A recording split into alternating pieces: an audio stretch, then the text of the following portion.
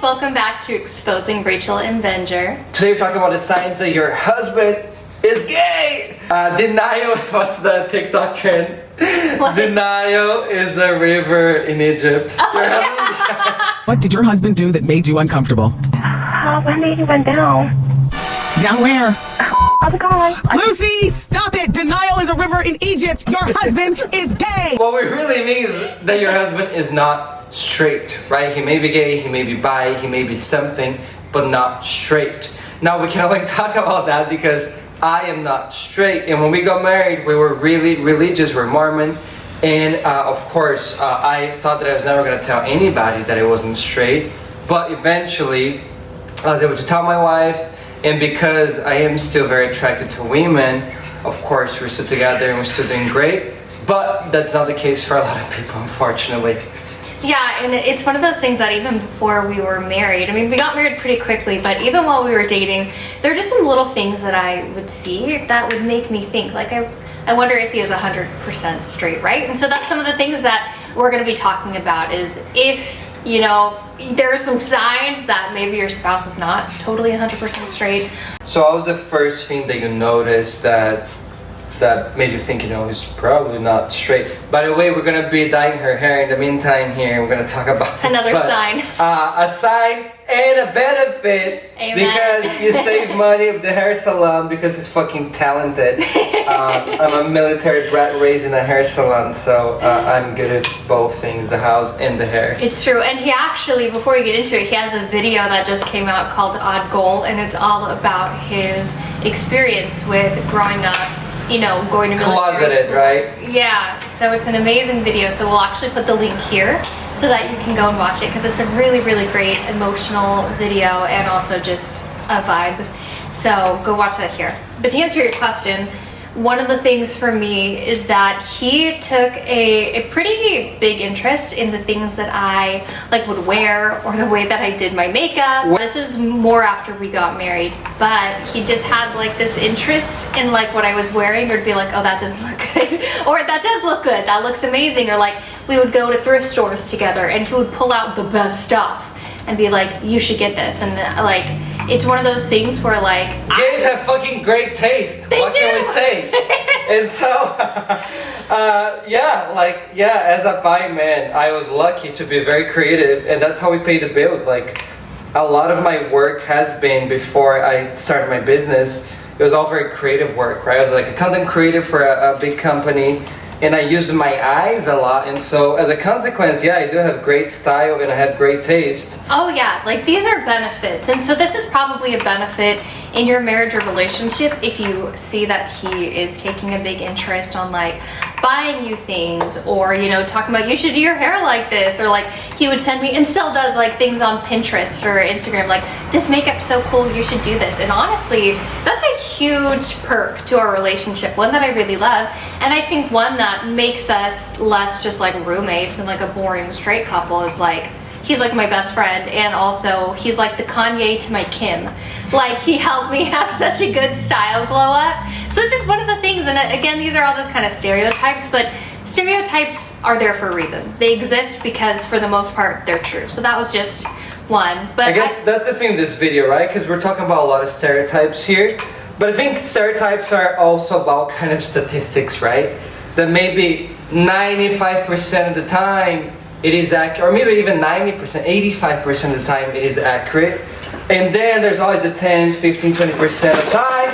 hey, Shh, get out of here. our dogs are currently, oh, they just separated. Nice, they're disgusting, they're fucking all day and getting glued to their asses. I know, our puppy just started being in heat, and our dog Foxy has been whipping her. I guess you can't say that, bleep that out. And it's disgusting. I've never seen dogs mating in real life, but it's pretty gross, and they get stuck together and their butts are like this for like 10 minutes. So I guess they're not, yeah, we thought they were like siblings, now we'll just say they're a couple here. Definitely not gay. I guess that's the thing with stereotypes, right? They are inaccurate a lot of the time, but I think most of the times they're accurate, and that's why we're talking about them here. I'm all about like doing your own thing and not worrying about what people think. And so I think there's a lot of straight men that can fit into a lot of these boxes, and that doesn't make them gay. But It also doesn't make them 100% straight for the most part. no, it doesn't mean they like men because they like fashion. That's not connected at all. I But think there there's is a a spectrum. possibility. What? So straight men cannot like fashion? No, but I think there's a spectrum. Because you just think about like the men with no style and they look disgusting and they like wear sloppy clothes. Yeah, but that spectrum doesn't mean that they like other men because they have good style. I'm not saying it's or that they have- like other men, but I think Exactly, there's it's not a spectrum of their sexuality, it's a spectrum of how tasteful they are with fashion or Yeah. what their interest is. Yeah, I agree with that. So anyways, that's just making that clear, right? This video is about stereotypes and they were true in our case and I think they are true in a lot of cases, but in a few cases they won't be true, so just be aware of that. But I guess What's one of was- the ones that you feel like was like more obvious? Like was there one that you felt like would be very obvious or like that you feel like would be the tell that you weren't straight? Well, I was very into pop music, right? So I've always liked music a lot.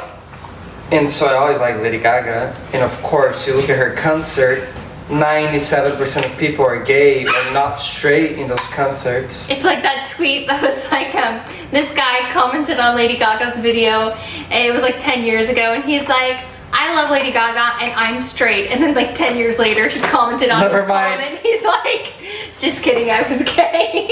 That's funny. So, And that's the thing, like, I liked her since I was really young, right? Probably like 13, 14, because she's very creative, because she'll have some crazy clothes. And so that was very cool for me. I guess, what did you think when we were dating and you learned that? And I was even kind of embarrassed to tell people that I liked her, right? Which is stupid. Like, you like who you like the art you like, but it's the internalized homophobia that makes you want to fit into those boxes and look like everybody else. But what did you think when I told you that? Because you were pretty homophobic. Like, you were pretty... no, because even as somebody who's like queer. Who's also bisexual. Yeah. You were pretty like... It's called internalized homophobia. Yeah. Because the things that you are very insecure about in yourself, I think you project. Like, you feel like it's so bad that you like project that onto other people. And I wasn't homophobic. Like, some of my best friends were gay or bi or pans or like whatever. I was raised in Mississippi, very conservative, and so you would just never hear guys talking about like, yeah, I love Lady Gaga, I love going to concerts, I love pop music, you listen to Britney Spears with me. Like, those are just And I things don't that like her, but yeah. And I didn't talk like this either. I never had a white girl this talk. isn't my But it could be voice. the case, yeah. This is my voice. Yeah. No, I know what You you're saying. can tell Go for that it. Benjor's a little bit, I think, are you like a little bit troubled making this video? I'm not troubled, but I just like to be very reasonable. I think I'm a very reasonable person. So I think you gotta see both sides very well. I'm not troubled making this. I'm fine. I'm the one who suggested this video. I know. I think that's the thing is that like, I think they're even like, this isn't a bashing video or a video calling out gay people or people who might be closeted. Like, this is a good video. Like, all of the things that I'm talking about, like the things that later were part of him being bisexual were the things that I loved about him the most. One of those things, as I was gonna say, would be the fact that he did care about his appearance. Like, he was into fashion. Some fashion choices I didn't love. Like, he'd wear a lot of like rings on his hands. He still does. Which was Now, very hippie, right? Like in that's like where the stereotypes come, because if anything, not now. I would not at all have called your aesthetic hippie. Before, I think it was very indie and hippie. Now it's more fashion. It depends on what I'm doing with my music and what I want to say in my songs, right? This last song is very gay on purpose. Like, had this huge pink bow on it, which I would never have done before. And then this woman on Facebook is like, well, I think we could tell. I was like, bitch, I'm wearing a huge bow. You think I'm not trying to look gay? Like, don't be fucking stupid. You think you're so smart when I'm being so obvious about this? I know, and it's always the women who, I'm sorry, but like... Jesus lover, Jesus follower. Oh, I wasn't even gonna say that. I was just gonna say... Second Corinthians 7. Yeah. I was just gonna say ugly. But yeah, that too. They're ugly, they're single, they're sad, they have no children, they're childless, so they just prey on other happy people and talk shit about them because they're little gnomes who have no life. Anyways, but side note. yeah, well, That's what I loved about you? Like, I thought like it was really cool. I had never dated a guy who like at all like cared about his appearance, and I thought it was cool. Like you were bleaching your hair. It was with sun-in, so it wasn't really dyeing. But you'd like do the sun-in and have really bright blonde hair. I thought that was sexy. Boring brown hair. It's like if you don't have good traits, something has to stand out. It's like I don't have great traits. I cannot just like my eyes are kind of they're green, but they look kind of gray. So like something here has to pop. So I'll just do blonde because I was super blonde until I was like 10. It's like, well, at least that looks the most natural, so I'll just do that, even though I never really liked blonde. And if he hadn't have done that, if he had just brown hair, I actually don't think I would have noticed him, because just like he was wearing his hair kind of like spiked up like parrot, like kind of like it is now, is way taller than it is now, and bright blonde, and he looked like Nick Carter, my favorite Backstreet Boy. And which is also a little gay, let's be honest. That guy is not straight. Femme. No, he's definitely bi, at least, right? He just seems a little more sensitive. He's a little more of the softer. He is kind of. Which I'm not, and that's where the stereotypes come, right? Because I'm pretty aggressive and not sensitive at all. Obviously. But I am bisexual still, so that's where stereotypes don't really fit. But all the time, but we still hope that this video is helpful if you're doubting about your spouse or boyfriend. And a sign too is about fashion in some cases is when you were at the MTC and you wanted the seamstress to like make your pants tighter, and she's like, I'm not dressing a rock star. Yeah. So like at the missionary training center for Mormons, right? They have everybody go there for like 2 weeks to prepare for their missions. I'm not gonna wear grandpa clothes. Like she wanted me to have this huge like loose pants. I'm not in the 50s and I'm not gonna wear that. So I say, yeah, make that tighter, bitch. And she's like, well, you're not a rock star. Yes, I am. Yeah. Yes, I am. Look at me now, releasing music and being a rock star. I am a fucking rock star. You can be a missionary and a rock star, okay? I just would love to like know the statistic number of like missionaries on their missions who like as soon as they came home were like, I'm so gay. Like there's a whole lot of people, and it's not the reason why people leave the church in a lot of cases, but I think a lot of people are so ready to say that, like, oh, they're gay because they like tight pants. And sometimes they'll say on their mission too. Like I definitely had, a lot of sister missionaries are very lesbian. Like they're very lesbian. And a few elders were pretty gay as well. So what's another sign that you saw? So interested in my beauty, I guess. So I did kind of bleach my hair when we were dating. I started when I was young, right? So like my mom would also bleach my hair when I was younger. I did a play once that I was a devil, and I had really red hair, and it stained my hair and never went away when I washed it. It was like a conditioner, like a staining conditioner. And so my mom had to do highlights so that my sisters can see it. I didn't have like red hair. Those photos are so cute. And look at me now. I have red hair on purpose, so it's funny. But yeah, I've always cared. And when we were married, I always, not always, but I was slowly stopping, like not caring as much about what people thought. And then doing more things that I always kind of wanted to, but I was too afraid. So for example, I saw that my eyebrows were too small, and I like a very masculine look, which is very strong, right? So if you see men that look very masculine, like models that are very manly, they have very thick, strong eyebrows, which my dad does, but I don't. And so I have very full eyebrows, but they're very thin.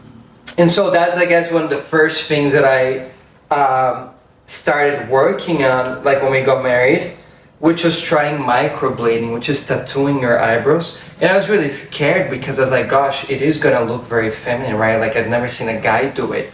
And I've never seen other guys do any of those things that I've tried later on, like plastic surgery and stuff, dyeing my hair. And so I did feel like I had to like be the first to do it. And that was definitely something that I guess most straight men would not go for, right? Like tattoo their eyebrows to make them thicker and bigger, which again is to look more masculine, but people are not thinking about that. They're just saying, wow, women do that, not men. So the stereotypes coming, the judgment comes, right? Yeah, and I think one of the ones too that, at least for me, and I think especially maybe because you were Brazilian and maybe I assumed you should have been, he's not really into sports or things that would be typically, stereotypically more like masculine things. Like, and I was like, well, doesn't everybody like soccer in Brazil? Oh, Or even play it? And he's like, I hated playing sports, wasn't very coordinated, was just always more into to creative things. Like you talked about playing on like not Photoshop, Paint. In Paint, and you would just go on the computer and I would get stuff. like bands when I was growing up, and I would be like photoshopping their photos on Paint, like making their single covers. Like, fuck, should I do music or not, right? Like, I've been doing this since I was 10. Now I do it for myself, not for other people. But yeah, I guess sports is a big thing. So if your boyfriend, husband does not give a shit about sports, that may be a sign, because men are usually very crazy about sports. And so in Brazil, soccer is huge. In the US, basketball and like the fights too, right?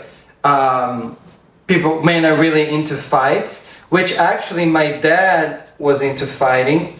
And he put me into, he put me into martial arts when I was like 10. And I did it for like 6 years, every single week, like twice a week. I was actually almost a black belt. But it was definitely because he forced me. I did not want to be there. But I just sucked it up and went. And so... Wait, tell the story about your very first competition. Not competition, no, that I cried? Yeah. Well, I was extremely shy and awkward as a child. So this was actually capoeira, which is like an African dance/fight that they developed like during slavery times, so that they could practice fighting without their landlords knowing. Is that how you say landlords? Slave owners. Slave owners, like their lords, whatever, knowing that they were actually practicing fighting. So they pretended it was a dance. But I went in the circle, like I had to go right in the circle and like do the little dance. And I just started crying, bawling my eyes out, right? Because I was super shy, super embarrassed to be in front of anybody. And so that was probably when I was like 10. And that has changed so much, because then you told me later, like, were these kids bullying you? And your dad's like, yeah, beat them up. And then you hit some kid? Yeah, well, and I don't remember the story very well, but like there was a kid bullying me, and I told my dad, and he's like, just beat him up. Like, next time they do They it... go make fun of you again? Yeah, next time they do it, just beat him up. And I think I did. I don't remember very well, but they definitely stopped bullying me. And so, anyways, Actually, I have a question.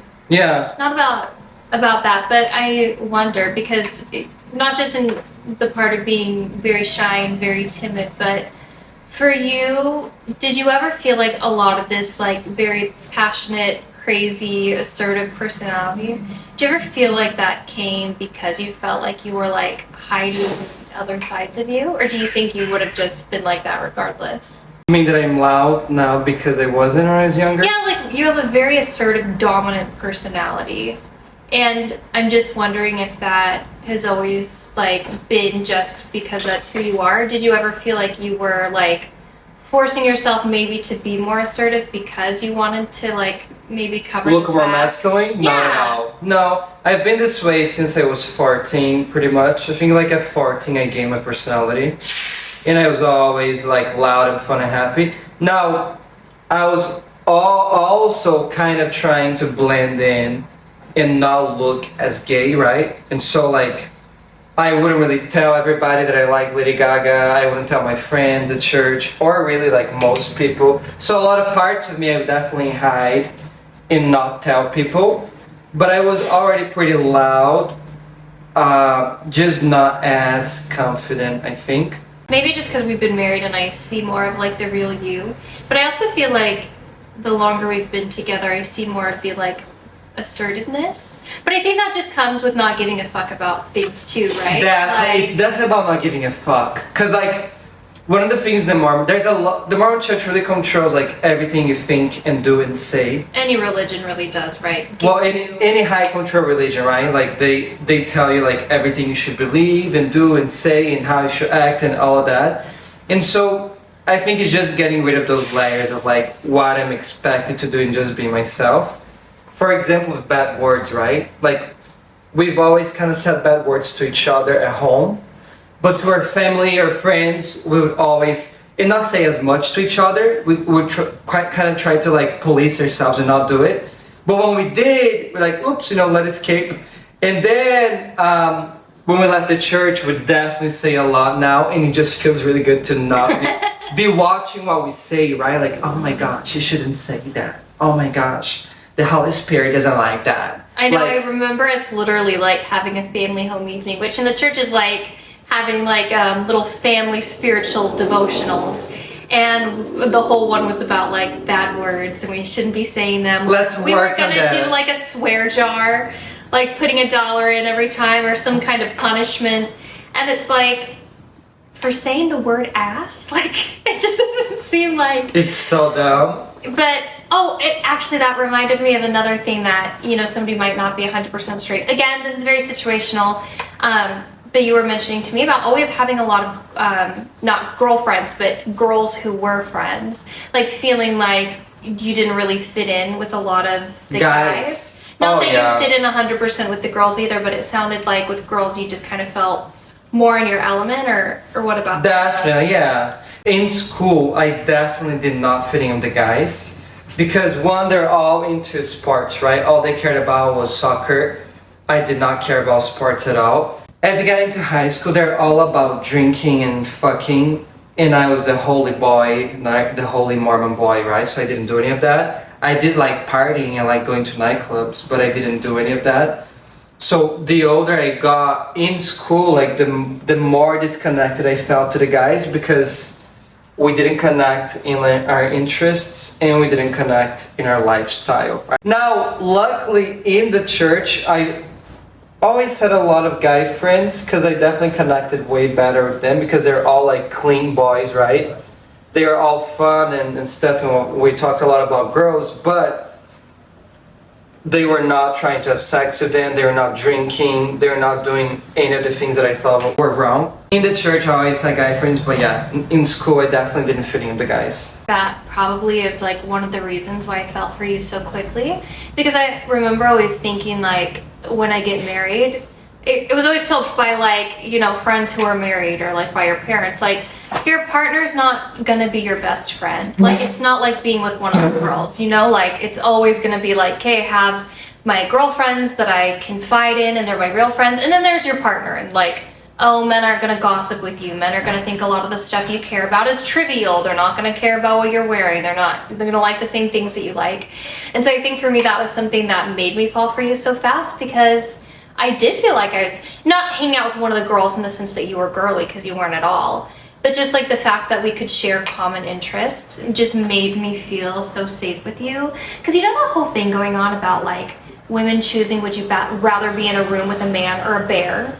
And it's because most men, not most men, but a lot of men just give off this like scary vibe, this like overpowering, I don't know, I never felt that with you. All these things that we're talking about now, like even though those are the signs, and maybe that's within me because I also have liked a lot of men who turned out to be gay over the years, but that's because it's a dynamic I'm more comfortable with, like men who actually care about the things I care about. And I just feel like most of the guys who I dated who were like super straight, they were boring as fuck, and I knew that they weren't going to be a very empathetic person, not really care about what I care about. So like all these things are really great, and honestly I'll tell you, if you're dating a guy that has any of these qualities and he is not 100% straight, like lucky you, because lucky you if he's attracted to you. That's what I was gonna say. Unless you're a beard and like you can tell he hates having sex with you, or like that he hates women in general. Which you should just talk about it, because like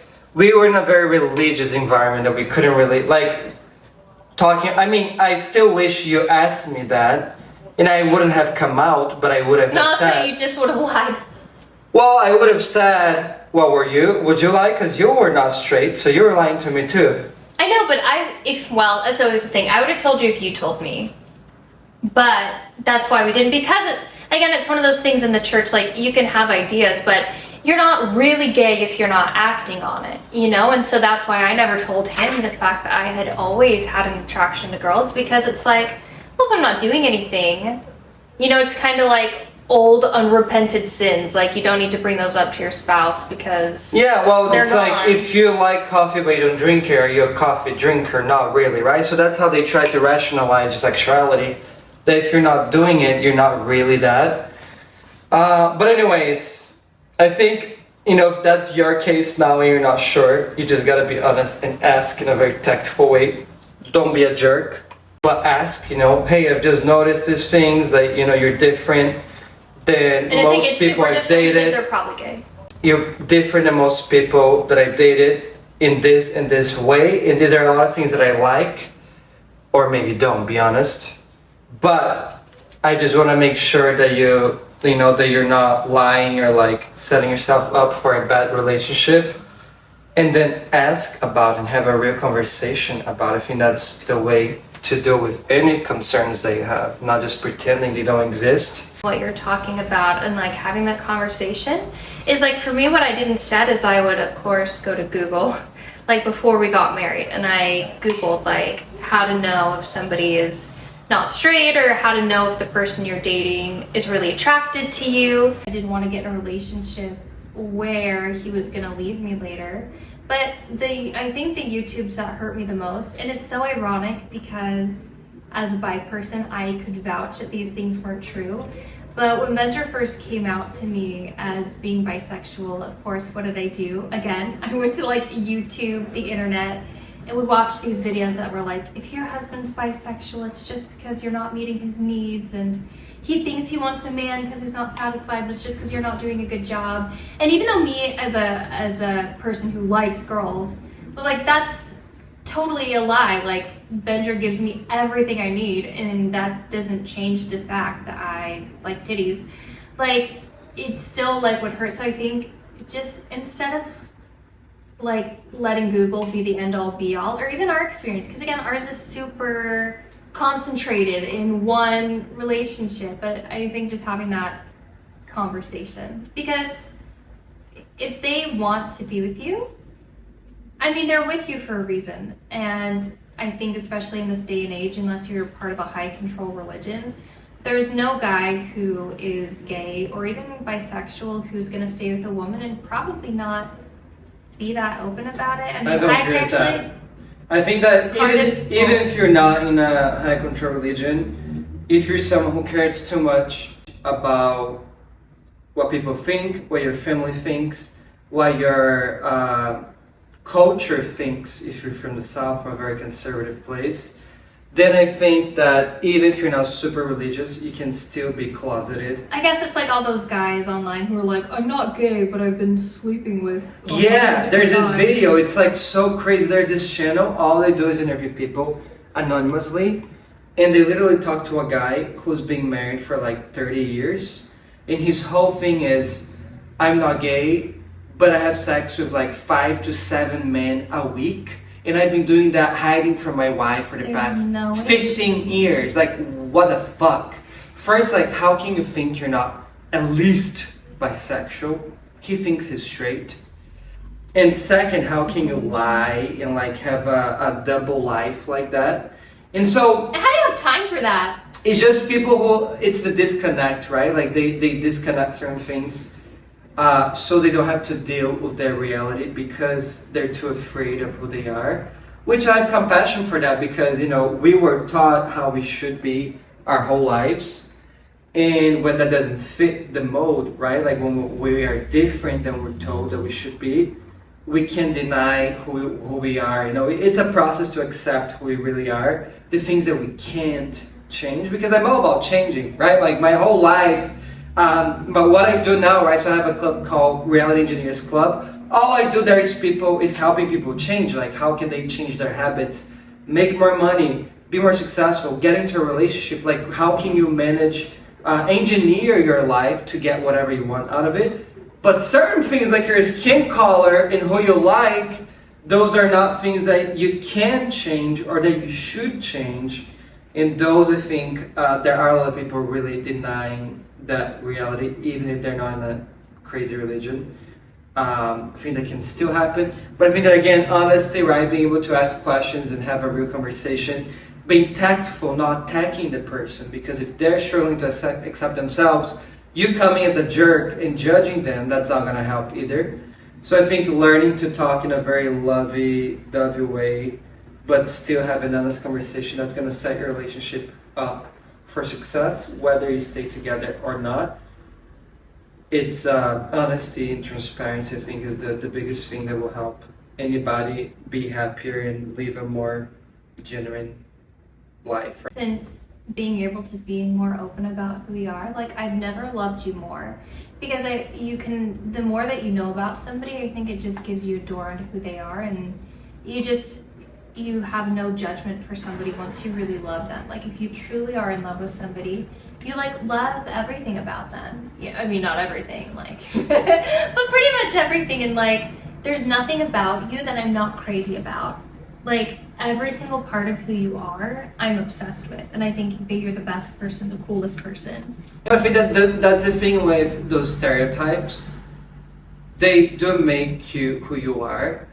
And so if you get Benjor and you remove the creativity, you remove the taste for fashion, you remove the taste for music, if you remove all those things from me, like if I spend my whole life playing soccer instead of making art, I wouldn't be myself. Like that would be somebody else. And so I think that's the part of like accepting yourselves and your spouse and your boy, like whoever that is that if you remove all those layers, then they're not them anymore, there's somebody else. So we've never been to Pride yet because we just came out, and I don't love the image that I see from Pride, like butts naked on the streets and people looking really stupid. I don't like that. I don't think it's cool. I don't think that's a good propaganda or good advertising for the LGBTQ plus community. I think it makes them look stupid.